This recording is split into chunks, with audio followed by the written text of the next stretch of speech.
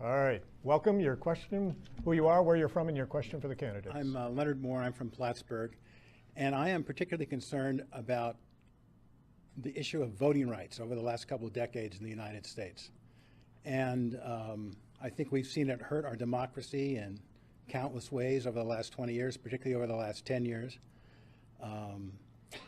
The Voting Rights Act was gutted by the Supreme Court in 2013.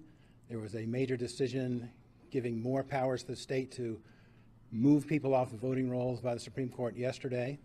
And what I would like to know is if you have the opportunity as a representative in Congress to address the issue of voting rights and everything that's happened to voting rights over the last 20 years, what would you do? What would you support?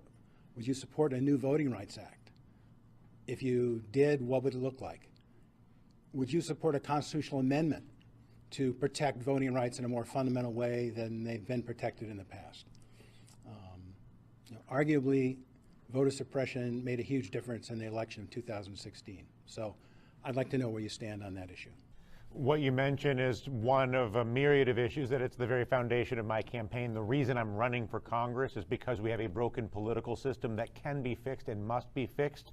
As I mentioned, we are at a moment in time where not addressing this provides a tremendous amount of risk to the well-being of ourselves, our families, our children.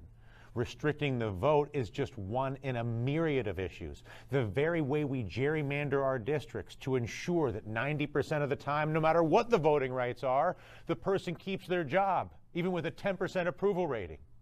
They use the gerrymander and the suppressed vote to then take the money of the weapons companies, the pharmaceuticals companies, the banks, and make policies at our expense.